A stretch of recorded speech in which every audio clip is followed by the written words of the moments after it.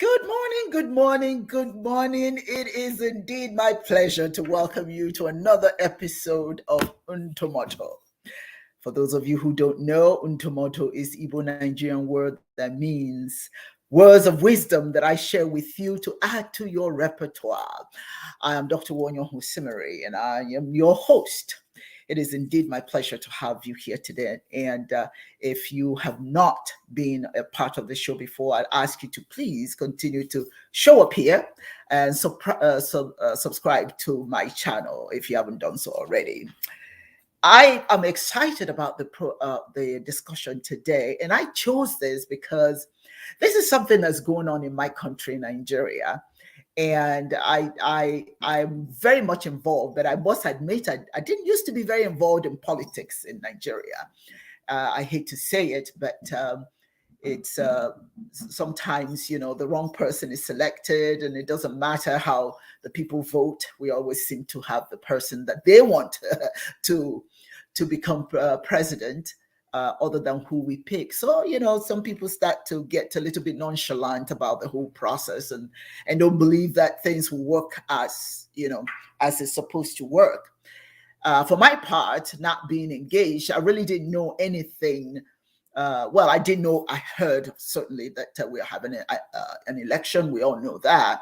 That was February 25th of 2023, and but the individuals that were running for the office of the presidency were really not very well known to me, in the sense of, was I interested in them?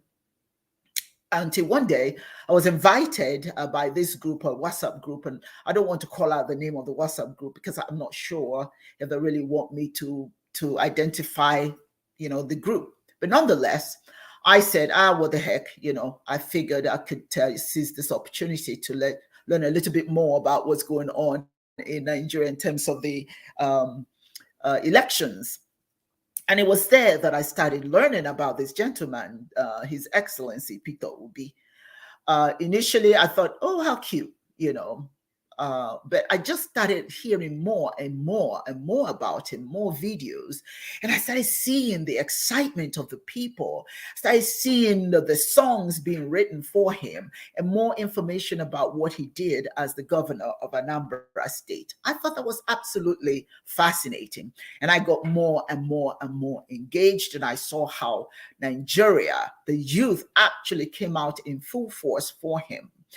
And so certainly my interest is peaked at this point, and I just started following the story, following his saga.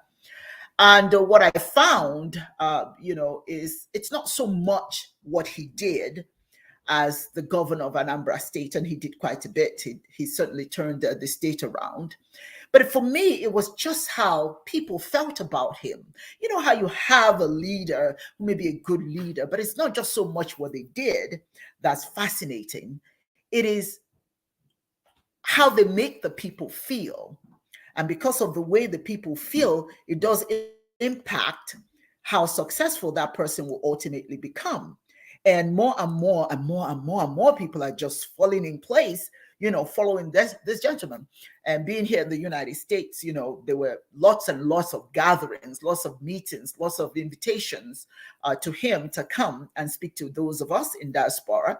And more people just kept coming and coming. I mean, as a matter of fact, there were some events that you couldn't even find space. You couldn't even go in because there just was no space. But this guy was so fascinating. For me, have not been so engaged in politics, there was just something very inspiring about him.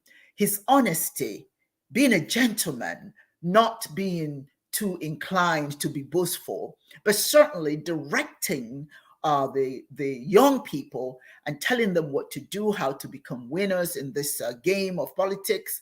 And they believed him. They believed him that he had the best interest of the country, because a lot of these leaders, they're into leadership not because of what they want to do for the country, quite frankly, but what they expect the country to do for them. You see, so but this guy was different. His Excellency little bit different because he had a plan, he had a vision, and he had a mission how to achieve the vision. And that is to make a better Nigeria, to create a better Nigeria. More and more as we listened, and more as the people got excited about him, he then became the flag bearer, the conscience of the nation. Many of the young people who ordinarily would sit back and not do anything and not participate, they started participating.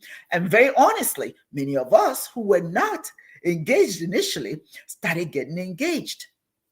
So, well, I've got to be honest with you, given his popularity and the numbers of people who came out to vote for him, it was really sad that things did not quite go the way it was supposed to go. It was obvious that he got a lot of support from the people, from the young people in particular, but due to irregularities and fraud and all of that sort of thing, he didn't come up the winner. So many of us who are keeping up with what is going on in Nigerian Tribunal following that presidential election, we're trying now, based on how he's presenting himself, we're seeing what direction this thing is going to go. And I'll be honest with you, there are some individuals that I've talked to about this election. It's, oh, it's over. You know, Peter, even though Peter, they think, won, but, you know, Nigeria will not, you know, our judicial system is corrupt and this and that, and because of that, there's just no hope. But when he didn't come up the winner, what was so unique about him was he didn't give up. They told him, the tribunal told him, INEC, the Electoral Commission called INEC, that's the Independent Nigerian Electoral Commission, they told him that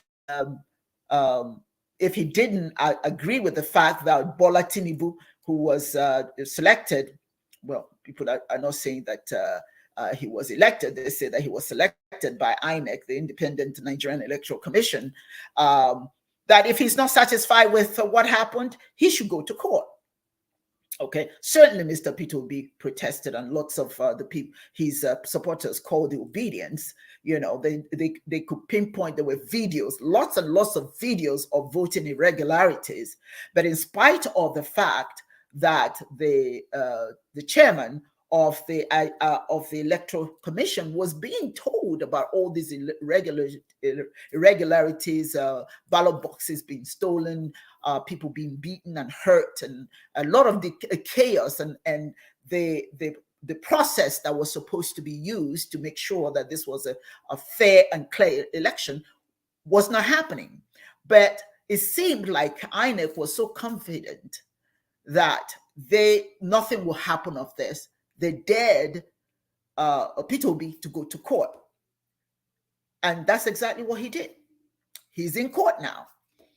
His Excellency, Mr. Peter Obi, is showing us what it means to be devoted to an objective. If you believe in something, you must fight for it. In spite of all the challenges, in spite of all the threats, and he still stands firm and says, fight for what you believe. Never give up on something because somebody else doesn't think it may happen. He says he won, and he wants to let everybody know that he won.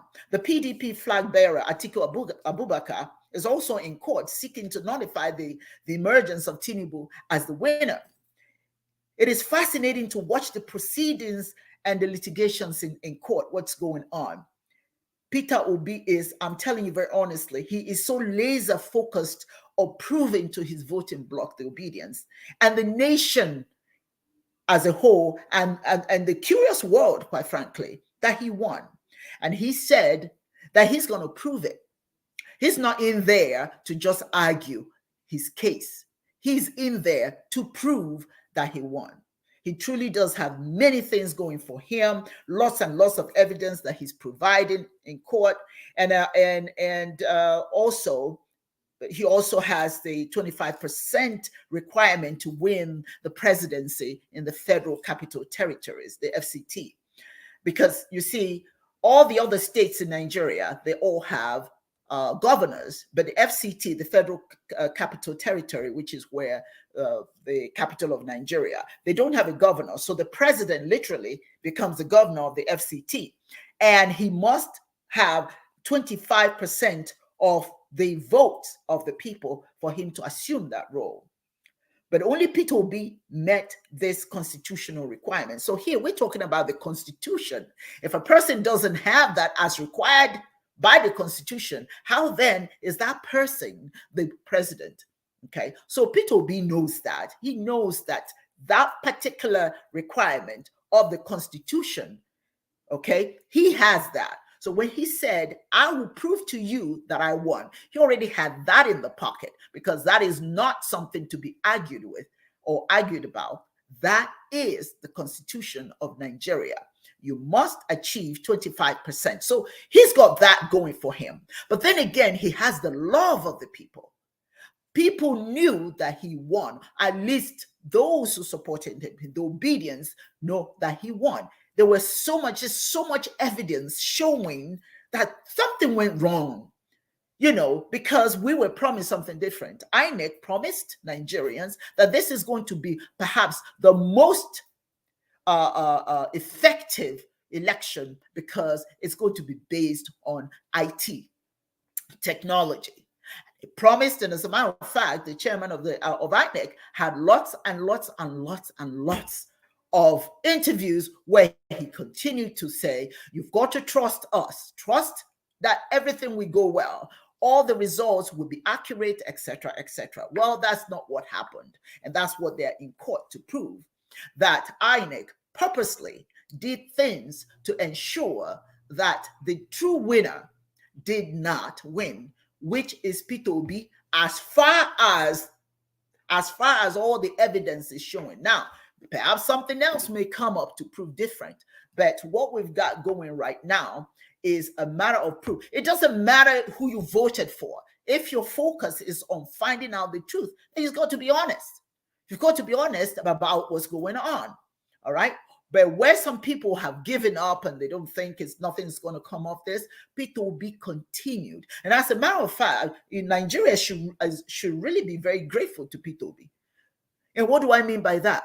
The youth were so angry that they've been cheated. Now, you're talking about people who were never, let me not use the word never, people who were not usually engaged in electoral process.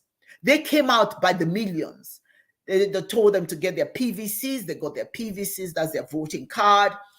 I mean, many young people. So they were looking forward.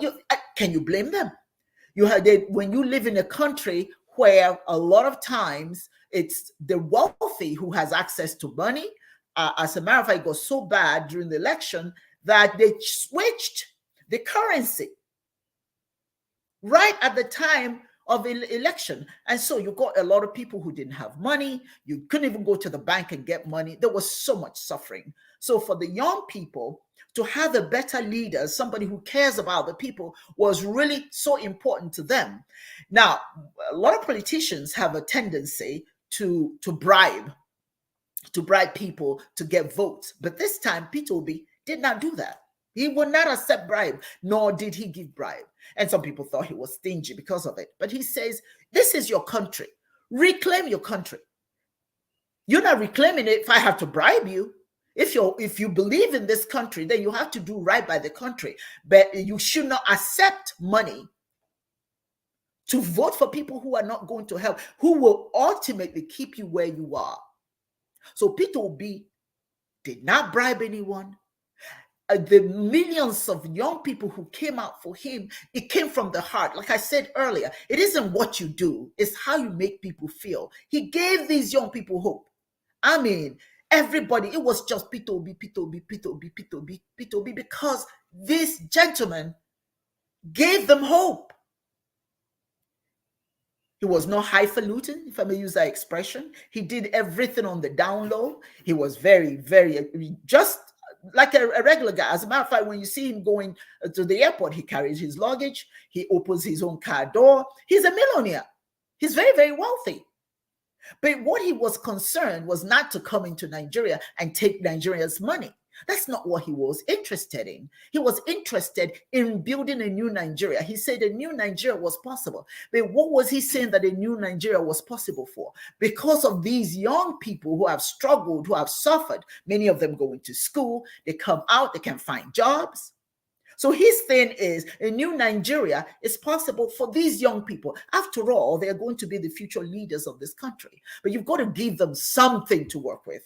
And his mantra was, we have to move from consumption to production. Because when you do that, you're going to have a lot of these young people who have come out of school. They'll have jobs available to them. Even the lowliest person would have jobs when you have a lot of industries, production industries. This is what his objective for the country was.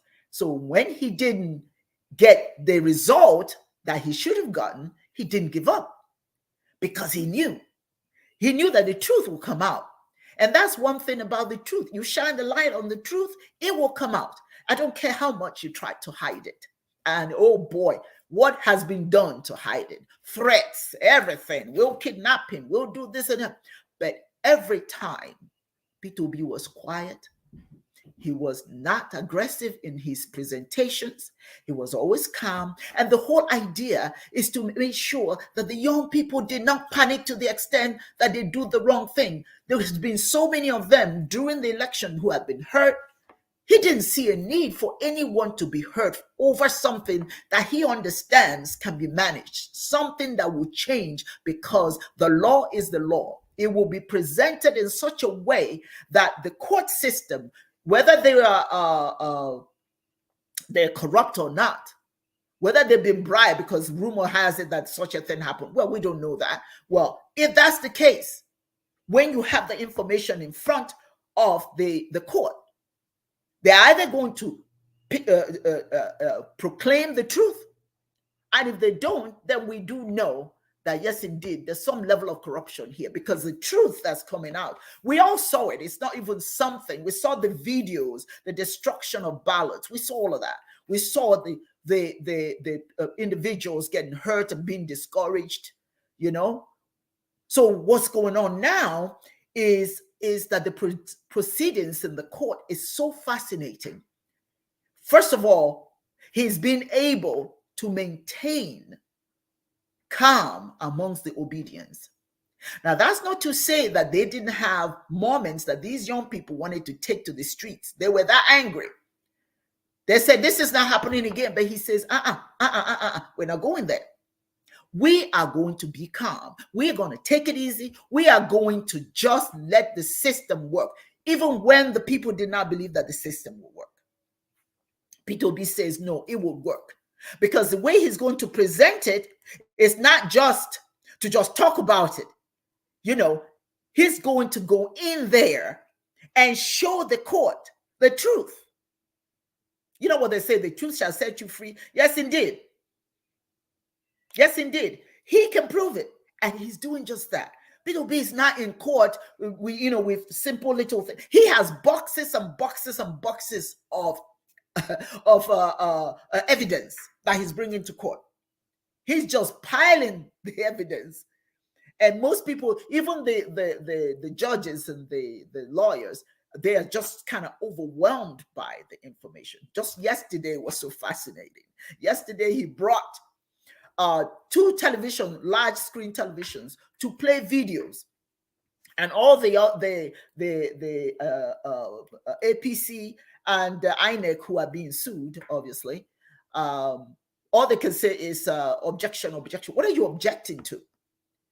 Matter of fact, one of the interesting things is that some of the documents that they're objecting to are the very documents that they gave to Peter Obi's and his lawyers. So those are supposedly certified copies of the election. So what are you protesting about? There's no need to protest something you gave. Pardon me. Unless you're admitting that something is wrong. So for those who are just seeking power, as a book indicates, power and money, for those who came into this process strictly for that, Peter Obi is just dismantling all of that. Excuse me, please. It is something to see I've never been so excited about politics as I am right now, because it just means that, change is possible. Change is really possible. And for the young people that this gentleman has touched, what he's telling them is, don't let your heart overrule your head. Be focused on what you want. See it through. You don't have to be a thug. You don't have to be in the streets threatening to beat up people. You don't have to do all of that. Just let me handle this. He convinced and agitated young people to just hold on. And quite frankly, Nigeria is calm because of him. It's calm because of him, because he was able to temper the anger. And the fact that they believe in him and tell and say, okay, we believe it, we will watch and see what happens. This is one of the things that I admire. What I'm seeing is the devotion to one's belief and one's conviction, and the capacity of a leader to quell the anger of a whole nation. And you know what happens when young people are angry? Sometimes it's all about the emotion. It's all about the emotion. Let's go get it. Come. You made me mad, and you get me, and I get you. I mean, this is how a lot of young people function, and that was the mindset. If this doesn't go our way, we will show them. We will go back. Peter Obi said, no, you don't have to do all that, and he's proven his case in court just like he said he would. And it's fascinating that the young people are engrossed. Even now, as a matter of fact, we were supposed to have. They had requested to have cameras in the courts, but the judges said no, they didn't want to. I'm not sure exactly what the plausible reason why you couldn't have cameras in court, because they didn't want it to become a chaotic situation.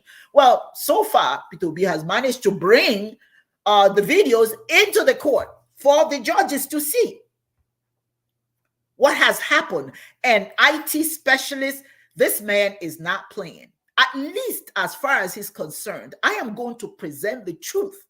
Now, what you choose to do with that truth is on you, but you're going to see the truth. And what's happening, as far as I'm concerned, is that young people are saying, they're watching. This is leadership at its best. And quite frankly, you look at what he's doing and you can see the kind of leader that he will be.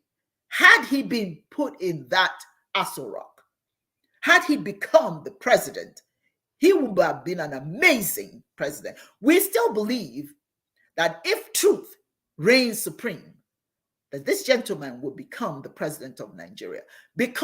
Not because anybody, because he won.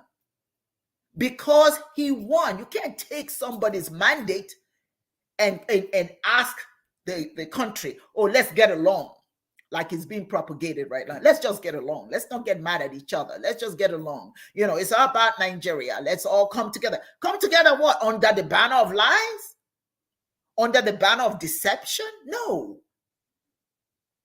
No. Let us see what happened.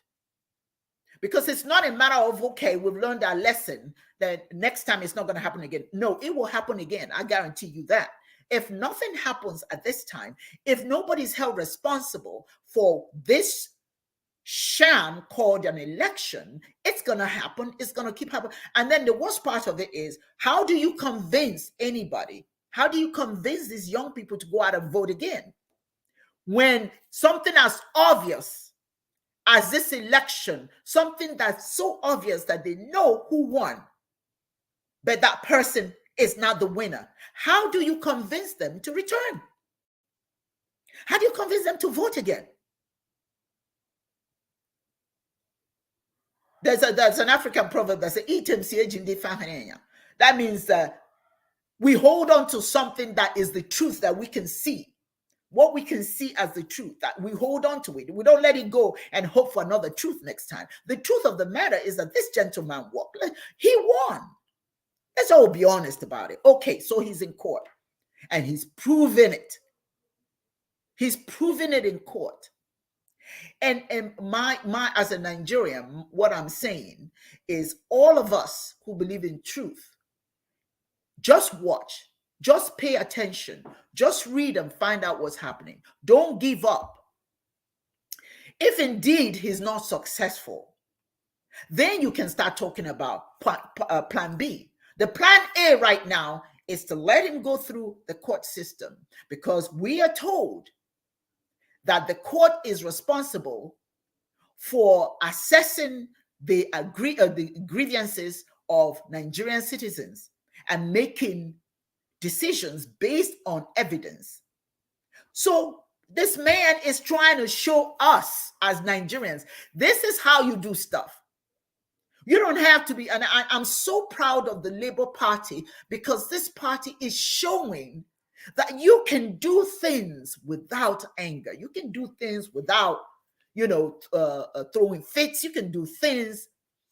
You can bring about change by dialogue even. You can bring about change by engagement.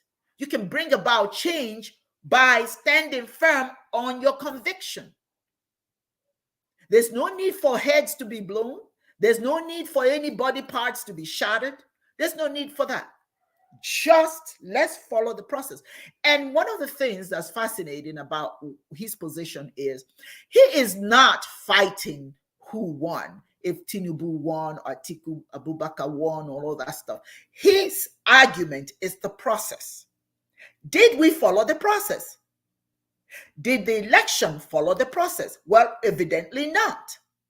Everything that Nigeria paid billions of naira for the Electoral Commission to do to ensure that we no longer have faulty elections, none of that was done. So the point of the matter is, what happened to the billions that was given? I believe it's 400 and something billion naira. Think about that's a lot of money to create an electoral system that will work for everyone and ensure that things go accordingly. But things didn't work that way. So what happened to the funds? I mean, there's just so many things to answer. And what Peter Obi is doing is opening up, that we say that when the wind blows, you see the butt of the chicken. He's opening he's opening it all. Not just the election itself, corruption, everything is on the table. That's what I admire about him. And I tell you, in the annals of history, this gentleman is going to be right in there, because he has shown us how to do politics the clean way. Will there always be individuals that will do politics the dirty way? Yes, of course. Human nature is such that there are some people who are consumed with power, and they will not get that power the right way. They will go through, as we say, the Ikoro way to get power. But Peter Obi is saying, what is right is right. Let us not continue to walk through the path of decay, of confusion, of corruption. Let us do what we do according to the rules, according to the Constitution. You cannot violate the Constitution and then next time you think it will not be violated again. It's always going to be violated again. As long as you continue to allow something to happen, it will continue to happen. I'm following every day. I'm watching and all the updates, and what is happening in court is just blowing everybody's mind. The lawyers are organized. Peter Obi is the only candidate that's in court every day. My understanding is that he has not missed one day. That's dedication. That's leadership. This is what our young people are seeing. Don't talk about it, be about it. He worked so hard during the election. He visited everywhere. Well, even areas that he was not supposed, that people thought he wouldn't visit, up north because he's from the east. And then you have this whole ethnocentrism, because he's an Igbo man. Look, Nigeria should get away from all that ethnocentrism. Okay, let's go for the best person. If Peter Obi was a Hausa man and he's as good as Peter Obi, I will vote for him. I will go for him. If he was Yoruba and as articulate and as knowledgeable as Peter Obi and he won, I will go for him.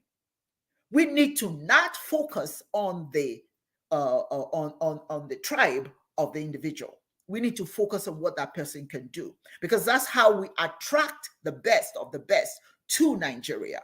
When it is not based on where the person is from. Is he Yoruba? Is he Hausa? Is he Igbo? Is he Efik? Is he Ibibio? Etc. Etc. Once that is the focus, you do not have a pool to pull from. If all you care about is that, it's going to be just the Hausas, or it's just going to be just the Igbos, or just the Yorubas, etc., etc., you are not going to have a healthy pool of future leaders. So what we are learning from this gentleman is that every Nigerian matters, and that's why he's gone throughout the nation, throughout the different tribes, and that's why they love him throughout Nigeria.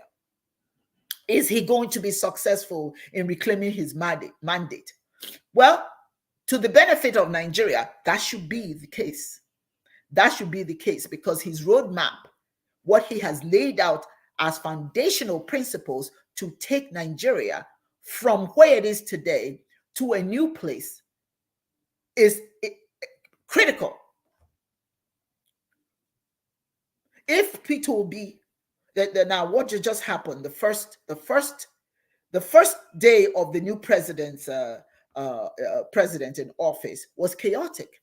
There was oil subsidy challenges. It was not done in any way that even let the people know what was coming. It was just boom, the subsidy has ended, and fuel prices just skyrocketed, and people are just scrambling. You're dealing with people who already have the challenges.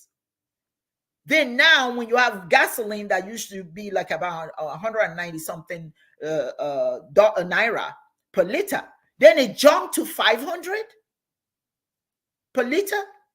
And then you have people on minimum wage that's 36, I think it's 36,000 or 35 or 36,000 naira per month. And they have to use gasoline to heat their homes. They need gasoline for not to heat their homes, to light their homes with the generators. They need gasoline to cook. There's so much that they need gasoline for. When it jumps that high, you can imagine the strain, the financial strain on people. But that wasn't taken into consideration. It was just subsidies are gone, and the next thing you know, here we are. But Peter Obi said that if it was him in power, he would have handled it differently. He would have consulted with the Nigerians to let the Nigerians know what direction he was going to go with ending the subsidies and all that sort of thing. I don't want to get too much in it because that's just kind of technical. But the focus of any leader must be to ensure that the community that he serves are in good health, financially, spiritually, and health-wise. And that's where we need to go. That's why we truly need this man to become president. Am I biased? Well, everybody has a party that they are interested in and that they are a part of. This is because this particular party is so interested in the well-being of our people. It just warms my heart to be a part of it. I'm learning so much personally of what to do and what not to do as a leader. Don't let your emotions get in the way. If you got an objective, go after it with all of your capacity. Stay focused. Don't allow anything to trip you. This man is letting nothing trip him. And sometimes I read what some of the young people are saying, and it just warms my heart, because it tells me they are learning. They are learning. If we have somebody who wants to say, oh, let's go out there and go fight and do all of that, then you have other young people say, no, we're not going to do that. Remember what Peter Obi said. Our flag bearer, this is what he said. He says that we need to be calm. Let him do his work. Wouldn't that be so nice if our young people would just be calm generally? You have here in the United States, when, unfortunately, we got people carrying guns everywhere. When somebody's angry, they just pull a gun and pow, pow, pow, pow, and end lives, over just sometimes just the most minutest things, if they can control themselves. So if you have a leader that teaches you how to control your emotions, not to flip out every time something goes wrong, this is the kind of leader you need, because the person tailors the mood of the society towards harmonious living in harmony, and then also showing how to solve problems. Now, let's be clear. People are always going to be angry about something, and people may have ideas how they want to handle their, challenges that they may face, how, strife and discord and all that sort of thing. People will always have their idea. But I'm talking about in this case, when there was movement towards, let's go fight and all that. He said, no, we're not going to do that. So he is showing us how to think with our heads as opposed to thinking with our hearts. I love that. I love that. See, the heart will make you do so many crazy things because you're dealing with your emotions. You're not thinking. While if you use your mind, then you pause and think about where you're going and what you're doing. So what are we learning from this whole legal exercise? I don't know about everybody else, but I know what I'm learning. He was given just a little bit of time to prove his case. And he doesn't just bring documents. He was given 3 weeks. He had wanted, I believe he had wanted about 7 weeks, and they gave him only 3 weeks. So guess what? So he's condensing what he would have done in 7 weeks in 3 weeks. And I'm telling you, he is bringing receipts, witnesses on top of witnesses, videos on top of videos. He's just trying to prove to those who believe in him, those who voted for him, and the curious world, that he won the election. He told us he won the election, and he is working hard to prove it. And the good news, and I'm excited about that, is that people are watching, and people are patient. People are not losing their minds.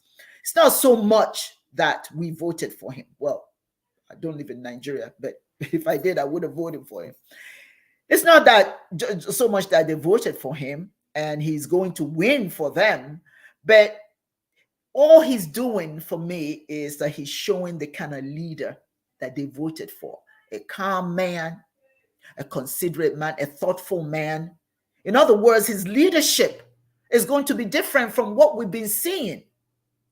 He's not just going to rule with emotions, but with compassion and common sense. God knows we need common sense. We need somebody who has some common sense, because we've had some doozies. And we need somebody, they call him cheap. Yes, we need a cheap man. They say he's stingy because he doesn't bribe. He doesn't bribe anybody. God knows that's what we need. When people do what they do based on the fact that they actually love what they're doing, that you don't have to bribe them into doing anything. That's the kind of leader you need. He's going to be different. I get it. I sense it. I see it in what he's doing every day. He wants Nigerians to be different kinds of citizens. He wants Nigerians to be engaged and become politically savvy, but not to engage, in ferocious ways that some of the politicians are using, like thuggery, systems set up to intimidate other citizens. You can lead somebody like that for so long. You can use fear to go get what you need or you want to some degree, but it's not everlasting. After a while, that fear will not work anymore, because people will then say, well, you know what?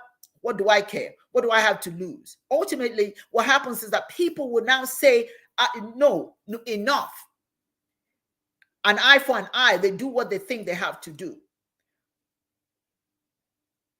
So what he's saying is, we don't need to live and create anarchy. We can do better than that. Right now, we've got leaders who believe that every other ethnic group needs special protection and attention, except some particular ones, particularly the Igbo. Some ethnocentric leaders of certain groups are covered with a cultural security blanket for their people.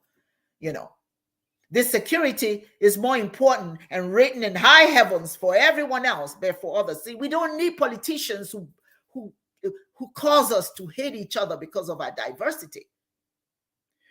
When some of these politicians encourage a particular group to believe that they have the protection of God or the leadership on their side, and everybody else should go back to where they came from. Go back to where? We are all Nigerians. This is our land. We should be free to go where we want to and buy homes where we want to. That's the way it used to be in the past. Nobody deserves to be disrespected or made to feel that they don't belong in their own country. I can see if you leave your country and go somewhere, sometimes that could be traumatic, but not in your own country. Every Nigerian has the right to feel good about being Nigerians. Those who are Nigerians, those who are being victimized, particularly the Igbos, those who are ignored and have their things burned. It's sad because they have as much right to live comfortably in Nigeria. Nobody should be chased anywhere. Now, I grant you this. People need to ensure that their part of the country is also developed. So if you have an opportunity to do an investment, then that's a good thing. If you did most of it in your own area to upgrade your place. But it should not be because if you don't come here, if you don't leave, we are going to push you aside, abuse you, abandon you, disrespect you. It shouldn't be like that for any Nigerian citizen. So what Peter Obi is seeking to do is to remind all Nigerians that everyone matters. It's not the tribe that you're from. It's not the gender, your religion, or the neighborhood you live in. Every group is worthy. Every group in Nigeria is worthy. And to be a part of Nigeria, we need to grow Nigeria rather, we need to increase the pool of people we have promoting and working in Nigeria. It doesn't matter the tribe. Every member, every tribe is valuable because they bring so much to the table.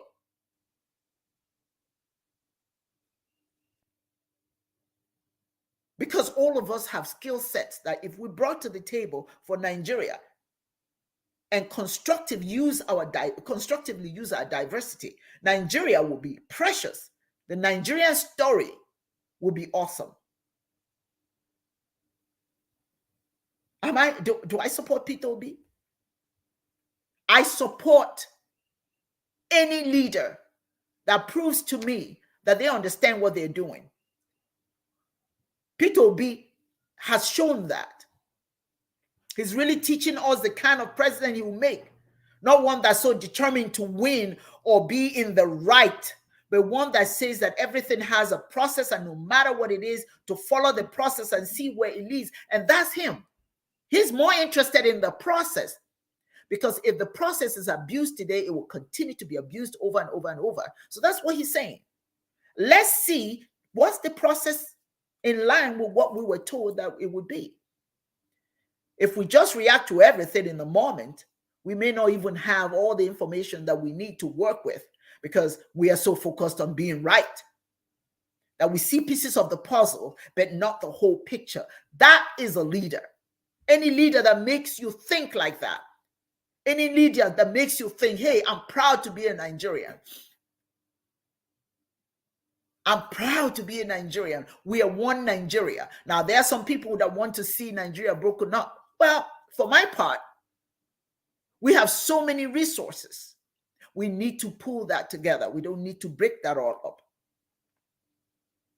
Like I said to you earlier, I was not really into Nigerian politics at all because over the years, we've seen what happens. The wrong person always wins when that's not even who we voted for. And often what happened in the past, nobody will ever come out to challenge it. We just accept it. People are so engrossed in their own lives that some of these horrible things are going on around them, and then they just turn away. We all go about our own business. But this man has convinced millions of Nigerians and youth in particular to go and vote for him because he gave them hope. And when it didn't go away, some were despondent. Some committed suicide. Yeah, we had some young people that were so despondent, and many wanted to take to the streets, like I said earlier. But Peter Obi just says, we're not going to handle it with violence. I'm proud of the way that he's beseeched the young people to refrain from possibly getting killed, because I'm telling you, if they had gone into the streets just like that, some individuals are arguing, oh, we should have gone in there and, yeah, but Peter Obi didn't feel that it was necessary for young people to get harmed. He wanted to handle this whole thing in a civilized manner, choosing to prove that the process was terribly flawed. And he's doing so by going to court to prove it, to prove that he won the election, to prove that the people's mandate should be reclaimed and the people deserve to have their mandate back. He's not doing it in the way that anybody expected. And quite frankly, he's catching everybody by surprise. He and the senior advocates of Nigeria doing the work that they're doing it's just amazing. Their intelligence, their prudent ways, blocking every avenue for technicality ruling. Sometimes somebody may lose a case because of technicality. He is avoiding all of that. He wants to prove that the process was inaccurate and that the outcome should be that he, Peter Obi, is the rightful president-elect. Now, if the courts decide that despite all the experts that have been presented, all the documents, all the evidences, all the truth on the table, and they still rule that he did not win, then it proves that our judiciary is corrupt or not interested in the democratic process. Let's call it spade a spade. It will prove that our judiciary does not represent the people, but the power brokers. The world is truly watching what's going on.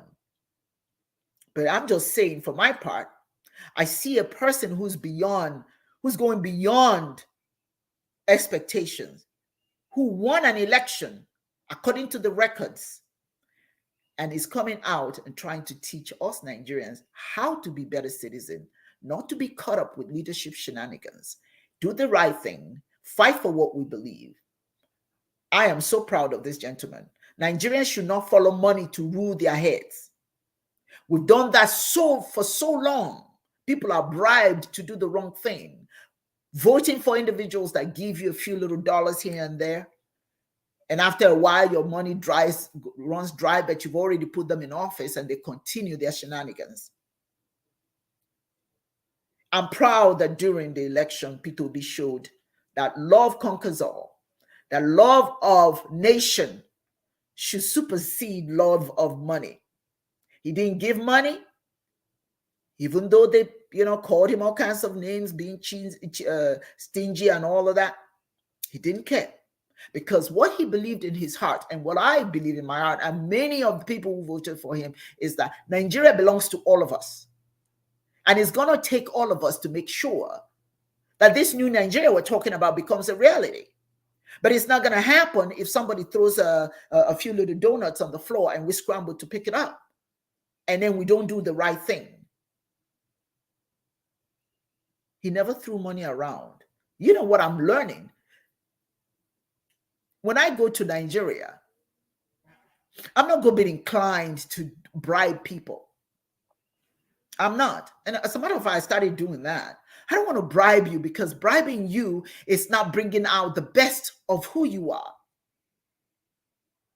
If you must bribe Nigerians to be interested in the welfare of the country, then we will never make it as a people, because it's always going to take bribery for us to achieve anything. Can we do something just because we're Nigerians? Can we do something just because we care about our nation? Can we be Nigerians and have the pride to go about doing whatever it takes to make Nigeria a better place? Or are we going to continue to take bribery to put the wrong people in office? And once the wrong people are put in office, once they get in there, they don't like to come back out. They don't like to stay. I mean, they like to stay. They don't like to come out. They have a grip on power. They say power corrupts, and absolute power corrupts absolutely. That is so true. That's why you have a lot of these leaders, no matter how old they are. Some of them are have one foot on a banana peel and the other one in the grave, and they still want to. Some of them you have to hold them; they can't even walk, or they're in diapers, but they want to rule. Want to rule mentality. That's what that is. It's dangerous. There's a song that says, "Want to rule mentality is so dangerous." But I am very proud to know that there is a man out here who wants to rule with his head, with common sense, and bring the people along. See, that's it. That's it right there. Bring the people along. Show the people what it takes to rule a nation, what the roles they have to play. That's why I will tell you honestly, that is why I am so fascinated by Peter Obi. You see him smiling. He's always smiling. They make threats against him. He keeps it moving, like the attitude, this too shall pass. He keeps it moving. Just keep swimming, he says. There's a saying that, when you're climbing and trying to reach the top, don't assume that people are going to be there for you or people are going to be interested in your success. You're going to find those crabs. You're going to find those who are trying to pull you down, because they don't want the new you that's emerging. They don't want the person that you are going to, what you're going to change in the nation. They don't want that. They want the status quo to continue, because they benefit from it. The benefit from the poverty of the people, the benefit from the pain of the people. Then here comes a man who says, wait a minute, this country belongs to all of us. We need to care. We need to care about our people, and we need to break that lie they tell about Nigeria. Nigerians are powerful people. Nigerians are good people. The problem we've had has been the leadership, not the people. Everybody that I've taken to visit Nigeria, they are so excited because of the way the Nigerians treat them, make them feel special. I have not taken, and I used to just take so many African Americans and Americans home, from several universities and all. And when they have gotten to Nigeria, what they tell me is how kind the people are. But unfortunately, you find some of them are struggling. You see, even in their struggle, even in their conditions, these people are still very regal in their minds, very regal in the way they treat other people. That is even their spirituality. How you treat another person is how you treat God. So they're generous. They're generous with their welcome. They're generous. But the leaders are the ones who keep them down. So when the young people just rose right up, I mean, you talk about these young people rose up and said, we need a change. And they selected the man who promised them that things would change and would make that change. He's the kind of man that will keep his promise. He did that. He did that in Anambra State. Good, bad, or indifferent. Nobody's perfect. I can't sit here and tell you that Peter Obi is a perfect human being, because there's no perfect human being. But I tell you one thing, he is a man who's trying to change the course of Nigeria. And if he is successful, if the courts would do the right thing, and look at all the evidence that's being presented by this man, if the court would do the right thing, Peter Obi will become the president of Nigeria. Are we going to be sorry about that? No, certainly not me. Certainly not me. Because finally, we may be able to remove the corruption that's eating us, the corruption that's rendering us, disabling, so to speak, our country. So this is my hope, that there's Peter Obi in court. And the interesting thing is Peter Obi has been in court every single day. The only litigant that has been, see, this is commitment, my people. This is what you call commitment. When somebody is committed to something and is willing to commit their time, that's the kind of ruler he's going to be. He's going to commit his time. People, you put aside your ethnocentrism. Put aside that your Hausa, your Igbo, your Yoruba, let's pick the right man. We don't have any more time. The resources are good. Yes, Nigeria has a lot of resources. Oh, yes, we do. I can tell you that. But your resources are worth nothing if you don't have the right people managing it, so it could be used for the nation, for nation formation and nation building. This is what this man is saying. We don't have the time anymore. People, we don't. I am yet to see a rich man who is buried with his money.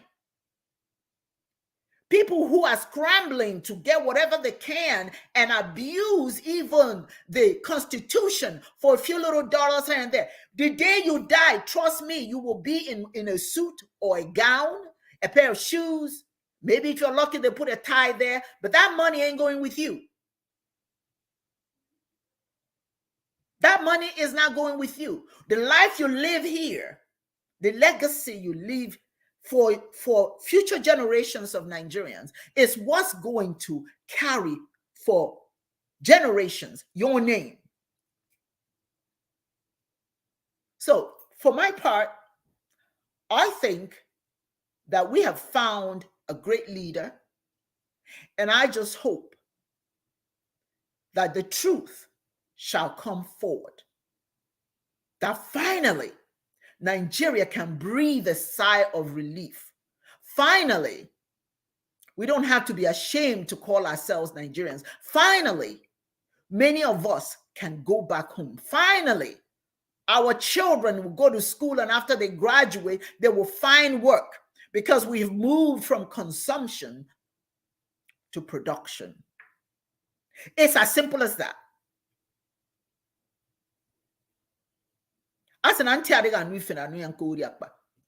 When you don't listen, when you don't pay attention, when you accept mediocrity, you live a mediocre life. Nigeria is a powerful, powerful nation. And if we just have the right leader, if our court system will do the right thing, I don't know what the decisions will be, but I know what I've seen. I know what I've seen. I've seen the work that this gentleman has done. I know what he has put forth. I know the effort that he has made to ensure that the truth comes to light, that light shines on the truth. And if that doesn't happen, well, let's see what he tells us to do after that.